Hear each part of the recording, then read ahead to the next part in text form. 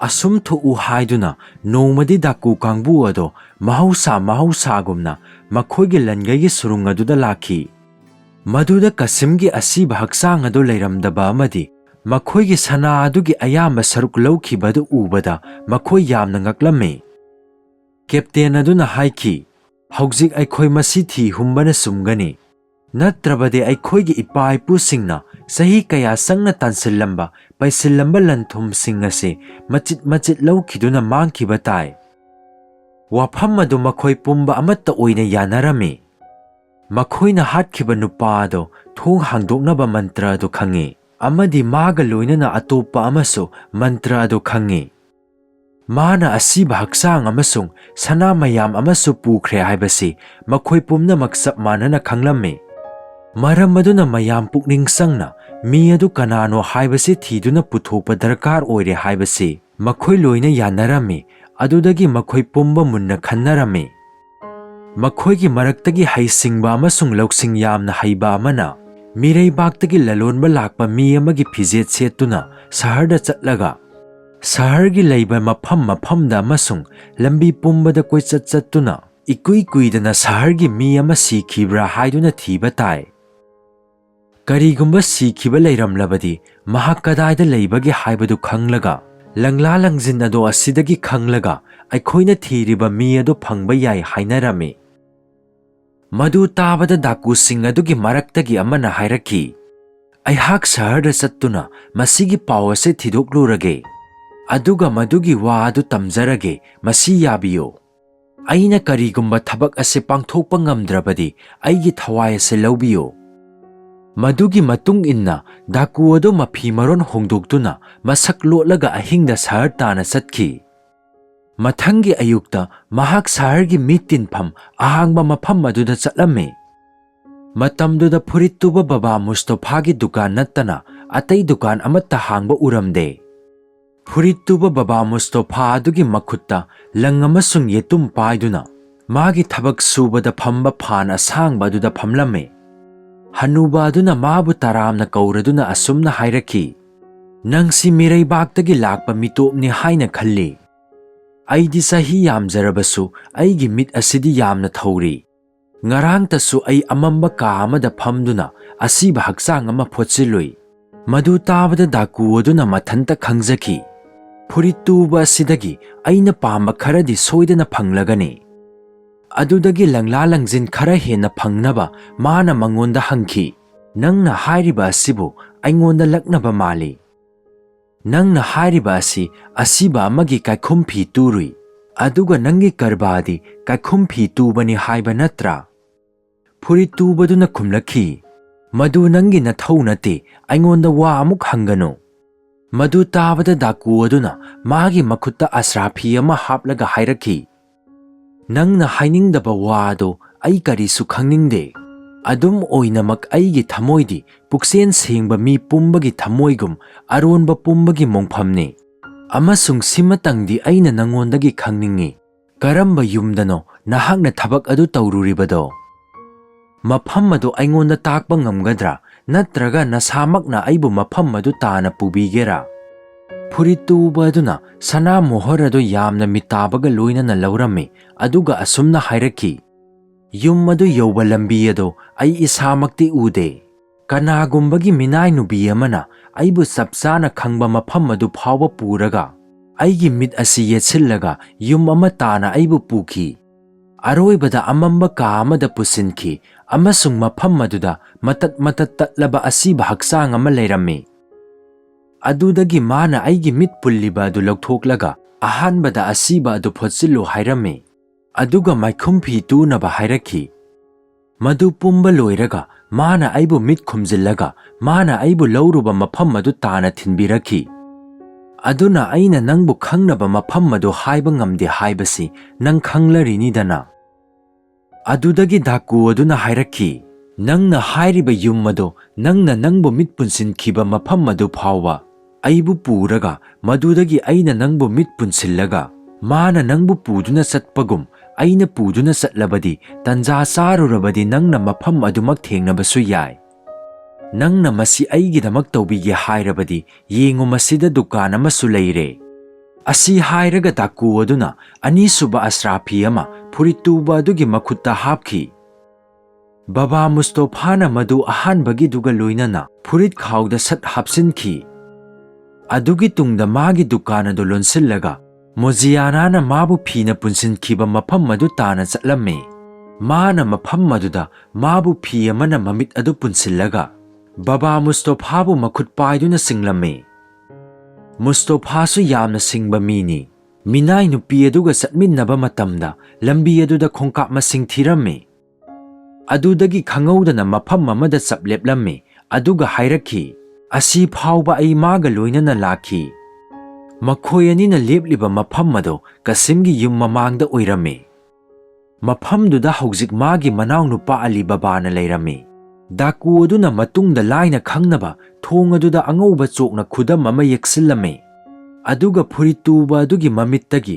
ꯄꯨꯜꯂꯤꯕ ꯐꯤ ꯑꯗꯨ ꯂꯧꯊꯣꯛꯂꯒ ꯑꯁꯨꯝꯅ ꯍꯥꯏꯔꯛꯈꯤ, "ꯕꯥꯕꯥ ꯃꯨꯁꯇꯣꯐꯥ, ꯅꯪꯅ ꯑꯩꯕꯨ ꯆꯥꯟꯕꯤꯕ ꯑꯁꯤꯒꯤꯗꯃꯛ ꯊꯥꯒꯠꯆꯔꯤ꯫ ꯅꯪꯒꯤ ꯅꯕꯨꯛ ꯐꯕ ꯑꯁꯤꯒꯤꯗꯃꯛ ꯈ꯭ꯋꯥꯏꯗꯒꯤ ꯍꯦꯟꯅ ꯆꯥꯎꯔꯕ ꯑꯜꯂꯥꯍꯅ ꯅꯪꯕꯨ ꯉꯥꯛꯄꯤ ꯁꯦꯟꯕꯤꯁꯅꯨ꯫ ꯍꯧꯖꯤꯛ ꯑꯩꯅ ꯍꯥꯏꯖꯔꯤꯕꯗꯤ ꯑꯥꯗꯒꯤ ꯌꯨꯝ ꯑꯁꯤ ꯀꯅꯥꯒꯤꯅꯣ ꯆꯥꯟꯕꯤꯗꯨꯅ ꯇꯥꯛꯄꯤꯌꯨ"꯫ ꯃꯍꯥꯛꯅ ꯍꯥꯏꯈꯤ, "ꯑꯁꯦꯡꯕꯗꯤ ꯑꯩ ꯈꯪꯗꯦ, ꯃꯔꯝꯗꯤ ꯁꯍꯔꯒꯤ ꯃꯐꯝ ꯑꯁ꯭ꯋꯥꯏꯁꯤ ꯑꯩ ꯏꯈꯪ ꯈꯪꯗꯦ"꯫ ꯗꯥꯀꯨ ꯑꯗꯨꯅ ꯐꯨꯔꯤꯠ ꯇꯨꯕ ꯑꯗꯨꯗꯒꯤ ꯑꯇꯩ ꯑꯍꯦꯟꯕ ꯄꯥꯎ ꯐꯪꯕ ꯉꯝꯂꯔꯣꯏ ꯈꯪꯂꯗꯨꯅ ꯃꯥꯕꯨ ꯌꯥꯝꯅ ꯊꯥꯒꯠꯄꯒ ꯂꯣꯏꯅꯅ ꯃꯁꯥꯒꯤ ꯗꯨꯀꯥꯟꯗ ꯊꯤꯟꯕꯤꯈꯤ꯫ ꯑꯗꯨꯒ ꯌꯥꯝꯅ ꯊꯨꯅ ꯖꯪꯒꯟꯗ ꯃꯥꯕꯨ ꯉꯥꯏꯗꯨꯅ ꯂꯩꯍꯧꯕ ꯍꯥꯏꯅꯕ ꯃꯐꯝ ꯑꯗꯨꯗ ꯆꯠꯈꯤ꯫ ꯃꯁꯤꯒꯤ ꯇꯨꯡꯗ ꯏꯀꯨꯏ ꯀꯨꯏꯗꯅ ꯂꯥꯏꯒꯤ ꯅꯣꯡꯗꯝꯗꯒꯤ ꯀꯔꯤꯒꯨꯝꯕ ꯊꯕꯛ ꯑꯃꯗꯒꯤ ꯊꯣꯛꯂꯛꯄꯗ ꯃꯣꯖꯤꯌꯥꯅꯥꯅ ꯊꯣꯡꯗ ꯑꯉꯧꯕ ꯆꯣꯛꯀꯤ ꯈꯨꯗꯝ ꯑꯃ ꯊꯥꯗꯨꯅ ꯊꯝꯂꯝꯕ ꯑꯗꯨ ꯎꯕꯗ ꯉꯛꯂꯝꯃꯤ꯫ ꯃꯍꯥꯛꯅ ꯃꯐꯝꯗꯨꯗ ꯋꯥꯈꯜ ꯇꯧꯗꯨꯅ ꯀꯨꯏꯅ ꯂꯦꯞꯂꯝꯃꯤ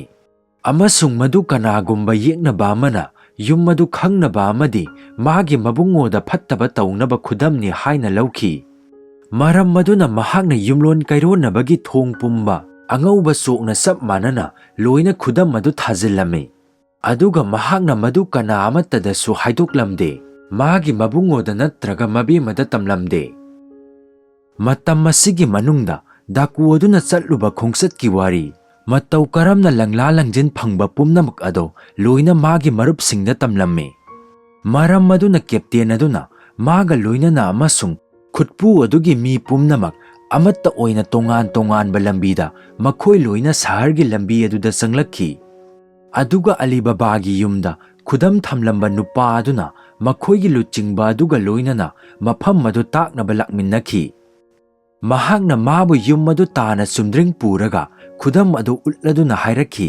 "ꯁꯤꯗ ꯂꯩꯔꯦ ꯑꯩꯈꯣꯏꯅ ꯊꯤꯔꯤꯕ ꯃꯤ ꯑꯗꯨ"꯫ ꯑꯗꯨꯕꯨ ꯀꯦꯞꯇꯦꯟ ꯑꯗꯨꯅ ꯀꯣꯏꯅ ꯌꯦꯡꯂꯛꯄ ꯃꯇꯝꯗꯗꯤ ꯃꯐꯝ ꯑꯗꯨꯗ ꯂꯩꯔꯤꯕ ꯌꯨꯝ ꯄꯨꯝꯅꯃꯛ ꯑꯗꯣ ꯆꯞ ꯃꯥꯟꯅꯅ ꯆꯣꯛꯅ ꯏꯕ ꯈꯨꯗꯝ ꯂꯣꯏꯅ ꯂꯩꯔꯝꯃꯤ꯫ ꯑꯗꯨꯗꯒꯤ ꯃꯍꯥꯛꯅ ꯉꯛꯂꯗꯨꯅ ꯍꯥꯏꯔꯛꯈꯤ, "ꯅꯪꯅ ꯍꯥꯏꯕ ꯈꯨꯗꯝ ꯑꯁꯤ ꯆꯞ ꯃꯥꯟꯅꯅ ꯌꯦꯛꯄ ꯌꯨꯝꯁꯤꯡ ꯑꯁꯤꯒꯤ ꯃꯔꯛꯇ ꯌꯨꯝ ꯑꯁꯤꯕꯨ ꯅꯪꯅ ꯍꯥꯏꯕ ꯌꯨꯝꯗꯨꯅꯤ ꯍꯥꯏꯅ ꯀꯔꯝ ꯍꯥꯏꯅ ꯈꯪꯂꯤꯕꯅꯣ"꯫ ꯃꯁꯤ ꯎꯕꯗ ꯂꯝꯖꯤꯡꯂꯛꯂꯤꯕ ꯗꯥꯀꯨ ꯑꯗꯣ ꯍꯥꯏꯅꯤꯡꯉꯥꯏ ꯂꯩꯇꯅ ꯆꯃꯝꯅꯔꯝꯃꯤ, ꯒ꯭ꯌꯥꯟ ꯇꯥꯔꯝꯗꯦ ꯑꯃꯁꯨꯡ ꯄꯥꯎꯈꯨꯝ ꯄꯤꯕ ꯉꯝꯂꯝꯗꯦ꯫ ꯑꯗꯨꯗꯒꯤ ꯃꯍꯥꯛꯅ ꯋꯥꯁꯛꯇꯨꯅ ꯍꯥꯏꯈꯤ, "ꯑꯩꯍꯥꯛꯅ ꯁꯨꯛꯁꯣꯏ ꯁꯣꯏꯗꯅ ꯌꯨꯝ ꯑꯃꯈꯛꯇꯗꯅꯤ ꯈꯨꯗꯝ ꯑꯁꯤ ꯊꯝꯂꯝꯕ, ꯑꯗꯨꯕꯨ ꯑꯇꯣꯞꯄ ꯊꯣꯡꯁꯤꯡ ꯑꯁꯤꯗꯁꯨ ꯈꯨꯗꯝ ꯑꯁꯤ ꯀꯔꯝꯅ ꯂꯩꯔꯝꯂꯤꯕꯅꯣ ꯍꯥꯏꯕ ꯑꯩ ꯈꯪꯗꯦ꯫ ꯑꯗꯨꯒ ꯑꯩꯅ ꯆꯣꯛꯅ ꯈꯨꯗꯝ ꯌꯦꯛꯂꯝꯕ ꯌꯨꯝ ꯑꯗꯣ ꯇꯪꯗꯥꯡꯕ ꯑꯁꯤꯅꯤ ꯍꯥꯏꯕꯁꯨ ꯍꯥꯏꯕ ꯉꯝꯗ꯭ꯔꯦ"꯫ ꯃꯔꯝ ꯑꯗꯨꯅ ꯀꯦꯞꯇꯦꯟ ꯑꯗꯨ ꯀꯩꯊꯦꯜꯗ ꯍꯜꯂꯛꯈꯤ ꯑꯃꯁꯨꯡ ꯃꯥꯒꯤ ꯃꯤꯁꯤꯡꯗ ꯑꯁꯨꯝꯅ ꯍꯥꯏꯈꯤ,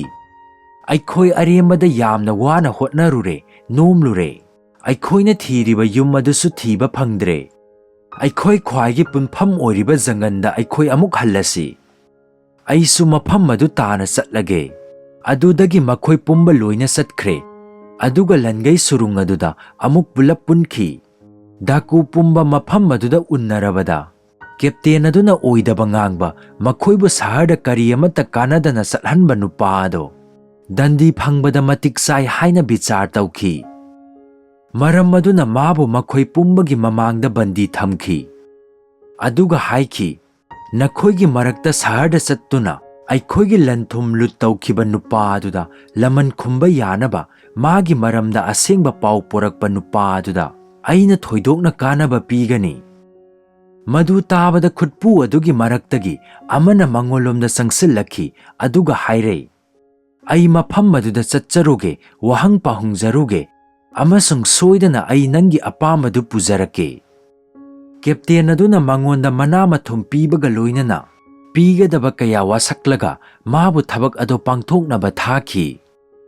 Kana amatana thugaiba ngamdraba laigi nongdamdagi ani subadaku adusu furit tuba baba Mustafagi mayumda ihan hana magi mamangna satkiba huranba aduna tawbagumna satki. Amasung sap manana masu furit tuba aduda sana mohor ama piduna yanaraga mabu Alibabagi thongan tana lamjing hanki. Mafam masida magi mamangna satkiba nupa aduna tawramba thabak adu uraga mahangna angangba sokna atay angawba sokna thariba adudagi topna khangnaba khudam mama thongi thongbada yeklame. Adudagi mahangna lona magi khuppu adugi manakta halakhi. Adubu mojiana so hana khanba wakhangumna atay atopa thongsing aduda sap manaba khudam yeksilame. Aduga mana tawriba thabak ado kanada so haidoklamde. Matam madugi manungda daku adusu magi kangbu adu unnaraduna yamna saukthokna haiki. Aikhoigi ibungo captain. Aihak yum madu khangle maduda khudam ama yeklamle. Madu yumlonaba ataydagi tonganbani manadabani. Captain aduna magi misingi maraktagi atopa ama sahar aduda thaki amasung mana mafam madu khangki. Adubu hana tawkhiba adugumna khutpu aduna mafam maduda lakba matamdadi yum khudingmak ado angangba chokna khudam adu chap manana yeklamba thengnaki. Maram maduna makhoi ningba kaina hanki. Amasung captain ado ngamkhai leitana pendaba amadi yamna khoirang khoi saungnaraduna gupta chara adubu kaisum sangda thamjillame. Adugi matungda masa mathanta khangjarame. Mi ani khak makhoina hotnajaba adu kanadre. Amasung madugi matik chaba dandi phangkhre. Aduga aigi kangbuda yauriba atay kana amattana makhoi thibagi thabak asi tawhanba ai amuk thajadre. Maram aduna ai isamak satlaga mi asigi yum madu thidokani. Asumna hairaga mahak satki. Hiram masida sana mohor yamna phanglaba furit tuba baba Mustafana mating pangduna. Mahak Alibabagi yum madu thengnarure. Adubu mafamduda mahakna mapangi oiba khudam amata tawramde. Mabukningda phajana khangjillame. Madudagi mahakna janganda hankhraga magi mising aduda hairame. Ai mafam madu phajana khangle aigi pukningda phajana yekhre. Aduna madu thidokpa karisu leiraroi. Haujingmak sumdringna satkiduna khachar 18 khak amasung khawpik thanna hapa sawungi achauba sapu ama. Sapu aduga chawba chap manaba ahangba sapu 38 khak leirame. Aiga loinana kaisum sangda thamliba bandi aniga thadana nakhoi 38 ni. Maram maduna nakhoi pumnamak khuchu khulaiga loinana napi naron setuna nakhoi amamam sapu amamamda hapsingani. Aduga khachar amamamda sapu ani puhangani. 18 suba khachar aduna nakan namada ahangba sapuda mi ama yaugani. Aduga atopa nakan naduna thawna thallaba sapudu puhangani. Aina thaw yonba lalonba saduna khachar sing adu sahar tana hoiduna pugani. Aduga yum maduda ahingda thungani. Amasung yumbu adudagi ahing adu nongandriba phawba lenjage haina ayaba laugani. Asigi tungda aikhoina mamlingai pungjada hogattuna magi mathakta landanaba tanja yengani aduga mabu hatkani. Aduga asigi mathakta captain aduna haiki. Aikhoina mabu hatlaba tungda aikhoidagi mana laukhiba lanthum pumba amuk laugani. Aduga khachar sing aduda haptuna amuk hanna pukhigani. Asigumba wasina daku sing adubu harau halame. Makhoi khudakta chatki aduga khachar sing amasung sauraba sawungi sapu ado captain aduna hairakba matungina leirame. Numit humni potharaba tungda numit taramdaida makhoi pumba hogattuna ahangba sapu sing ado loina hangam thautai sillame. Aduga makhoi khudingmak ahangba sapu manungda sangduna lotlame. Adudagi makhoigi luchingba adu masak onthoktuna lalonba amagi phiron setuna ꯂꯂꯣꯟꯕ ꯅꯨꯄꯥ ꯑꯃ ꯑꯣꯏꯔꯦ ꯑꯃꯁꯨꯡ ꯆꯐꯨꯁꯤꯡ ꯑꯗꯣ ꯈꯆꯥ 18 ꯑꯗꯨꯗ ꯍꯥꯞꯀꯠꯂꯝꯃꯤ꯫ ꯃꯁꯤꯗ ꯈꯪꯕꯤꯒꯗꯕꯗꯤ ꯑꯍꯥꯡꯕ ꯆꯐꯨ 18 ꯑꯗꯨꯒꯤ ꯆꯐꯨ ꯈꯨꯗꯤꯡꯗ ꯐꯤꯔꯣꯟ ꯁꯦꯠ ꯆꯥꯔꯕ ꯈꯨꯠꯁꯨ ꯈꯨꯠꯂꯥꯏ ꯄꯥꯏꯔꯕ ꯗꯥꯀꯨ ꯑꯃꯃꯝ ꯍꯥꯞꯂꯝꯃꯤ꯫ ꯑꯗꯨꯒ ꯅꯥꯀꯟ ꯑꯃꯗꯅ ꯊꯥꯎꯅ ꯄꯤꯛ ꯊꯟꯅ ꯌꯥꯎꯔꯝꯃꯤ꯫ ꯑꯁꯨꯝꯅ ꯇꯧꯔꯒ ꯃꯥꯅ ꯁꯥꯁꯤꯡ ꯑꯗꯣ ꯃꯃꯥꯡꯗ ꯍꯣꯏꯔꯗꯨꯅ ꯆꯠꯈꯤꯔꯝꯃꯤ꯫ ꯏꯊꯤꯟ ꯊꯤꯟꯗꯅ ꯅꯨꯃꯤꯠ ꯍꯦꯛ ꯇꯥꯕ ꯃꯇꯝꯗ ꯑꯂꯤꯕꯥꯕꯥꯒꯤ ꯌꯨꯝꯗ ꯊꯨꯡꯈꯤ꯫ ꯃꯇꯝꯗꯨꯗ ꯇꯟꯖꯥ ꯆꯥꯔꯨꯗꯨꯅ ꯌꯨꯝꯒꯤ ꯃꯄꯨ ꯑꯗꯨꯁꯨ ꯅꯨꯃꯤꯗꯥꯡꯒꯤ ꯆꯥꯛ ꯆꯥꯕ ꯂꯣꯏꯔꯗꯨꯅ ꯌꯨꯝꯒꯤ ꯃꯃꯥꯡꯗ ꯍꯪꯒꯠ ꯍꯟꯗꯥ ꯆꯠꯂꯝꯃꯤ꯫ ꯀꯦꯞꯇꯦꯟ ꯑꯗꯨꯅ ꯃꯉꯣꯟꯗ ꯁꯂꯥꯝ ꯇꯧꯔꯝꯃꯤ ꯑꯗꯨꯒ ꯑꯁꯨꯝꯅ ꯍꯥꯏꯔꯛꯏ, "ꯑꯩꯍꯥꯛ ꯁꯤꯒꯨꯝꯕ ꯈꯨꯟꯗꯒꯤ ꯊꯥꯎ ꯄꯨꯔꯒ ꯂꯥꯛꯄꯅꯤ꯫ ꯑꯩꯍꯥꯛ ꯏꯊꯟꯇꯅ ꯃꯐꯝ ꯑꯁꯤꯗ ꯊꯥꯎ ꯌꯣꯟꯕ ꯂꯥꯛꯏ꯫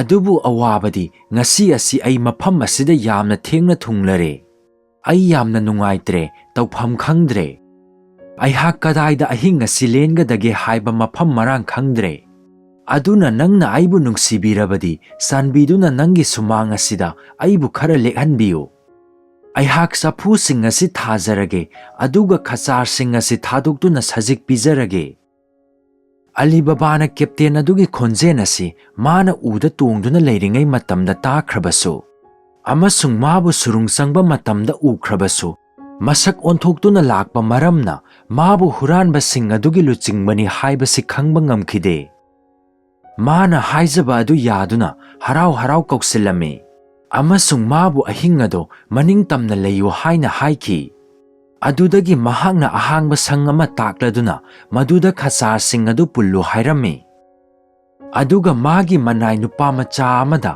ꯈꯆꯥꯔꯁꯤꯡ ꯑꯗꯨꯅ ꯆꯥꯅꯕ ꯍꯋꯥꯏ ꯑꯃꯁꯨꯡ ꯏꯁꯤꯡ ꯄꯨꯔꯛꯎ ꯍꯥꯏꯅ ꯌꯥꯊꯪ ꯄꯤꯈꯤ꯫ ꯃꯥꯅ ꯃꯅꯥꯏ ꯅꯨꯕꯤ ꯂꯩꯁꯥꯕꯤ ꯃꯣꯖꯤꯌꯥꯅꯥꯗꯁꯨ ꯌꯥꯊꯪ ꯄꯤꯗꯨꯅ ꯍꯥꯏꯈꯤ, "ꯑꯇꯤꯊꯤ ꯑꯃ ꯑꯁꯤꯗ ꯂꯥꯛꯂꯦ꯫ ꯑꯍꯤꯡ ꯑꯁꯤ ꯃꯐꯝ ꯑꯁꯤꯗ ꯂꯦꯛꯂꯒꯅꯤ꯫ ꯃꯥꯒꯤ ꯅꯨꯃꯤꯗꯥꯡꯒꯤ ꯆꯥꯛ ꯄꯤꯖꯅꯕ ꯈꯔ ꯊꯨꯅ ꯁꯤꯜꯂꯨ꯫ ꯑꯗꯨꯒ ꯃꯥꯒꯤ ꯇꯨꯝꯐꯝ ꯂꯥꯛꯐꯝꯁꯨ ꯈꯔ ꯁꯤꯜꯂꯨ"꯫ ꯊꯨꯅꯃꯛ ꯀꯦꯞꯇꯦꯟ ꯑꯗꯨꯅ ꯆꯐꯨ ꯄꯨꯝꯕ ꯊꯥꯡꯊꯔꯝꯃꯤ ꯑꯗꯨꯒ ꯈꯆꯥꯔ ꯄꯨꯝꯕ ꯏꯔꯨꯖꯕꯤꯔꯝꯃꯤ ꯑꯗꯨꯒ ꯃꯆꯤꯟꯖꯥꯛ ꯊꯥꯕꯤꯔꯝꯃꯤ꯫ ꯑꯂꯤꯕꯥꯕꯥꯅ ꯃꯥꯕꯨ ꯌꯥꯝꯅ ꯏꯀꯥꯏ ꯈꯨꯝꯅꯅ ꯂꯨꯅ ꯆꯥꯅ ꯇꯧꯔꯝꯃꯤ ꯑꯗꯨꯒ ꯃꯣꯖꯤꯌꯥꯅꯥꯕꯨ ꯀꯧꯁꯤꯜꯂꯒ ꯃꯥꯒꯤ ꯃꯃꯥꯡꯗ ꯑꯁꯨꯝꯅ ꯍꯥꯏꯈꯤ, "ꯌꯦꯡꯉꯨ, ꯑꯩꯈꯣꯏꯒꯤ ꯌꯨꯝꯗ ꯊꯨꯡꯂꯕ ꯑꯇꯤꯊꯤ ꯑꯁꯤꯒꯤ ꯁꯦꯕꯥ ꯐꯖꯅ ꯇꯧꯒꯗꯕꯅꯤ꯫ ꯃꯥꯒꯤ ꯑꯋꯥꯠꯄ ꯑꯃꯠꯇ ꯂꯩꯍꯟꯒꯅꯨ꯫ ꯍꯌꯦꯡ ꯑꯌꯨꯛ ꯑꯉꯟꯕꯗ ꯑꯩꯍꯥꯛ ꯍꯃꯥꯝ ꯏꯔꯨꯖꯕ ꯆꯠꯀꯅꯤ꯫ ꯑꯗꯨꯅ ꯑꯩꯒꯤ ꯃꯤꯅꯥꯏ ꯅꯨꯄꯥ ꯃꯆꯥ ꯑꯗꯨꯂꯥꯍꯥꯗ ꯏꯔꯨꯖꯕ ꯂꯣꯏꯔꯒ ꯍꯣꯡꯗꯣꯛꯅꯕ ꯇꯔꯨ ꯇꯔꯨꯕ ꯑꯉꯧꯕ ꯐꯤ ꯑꯃ ꯄꯤꯔꯛꯎ꯫